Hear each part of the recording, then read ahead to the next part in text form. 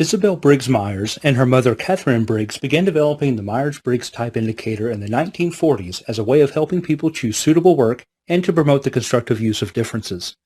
According to the Myers and Briggs Foundation, millions of people worldwide have taken the indicator each year since its first publication in 1962. The principal theory is this.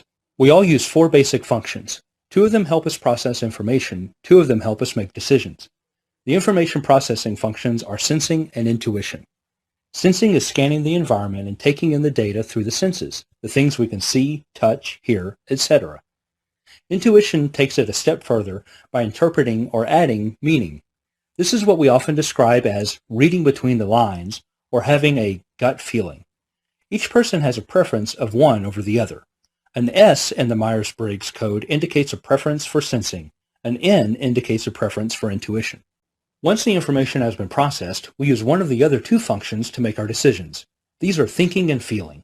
Thinkers prefer to focus on logic, the logical consequences that will flow out of their decision, basic if-then statements. Whereas feelers add a people element into the mix, the likely consequences on the people involved in the situation, their desires or values, and the unique circumstances at play. And just like with sensing and intuition, if a T is in the Myers-Briggs code, that person has a preference for making their decisions via thinking. If it is an F, by feeling. Each person also chooses a dominant function, one of these four, which is their favorite to use.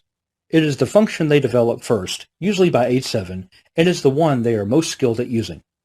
By age 20, they have also developed what's known as the auxiliary or secondary function. This is used to support the dominant function. Together, these two functions often make up 75% or more of a person's behavior. The third, or tertiary function, develops in the 30s and 40s, and the fourth, or inferior function, develops midlife or later. Additionally, each function is either introverted to help with the internal world or extroverted to help with the external world.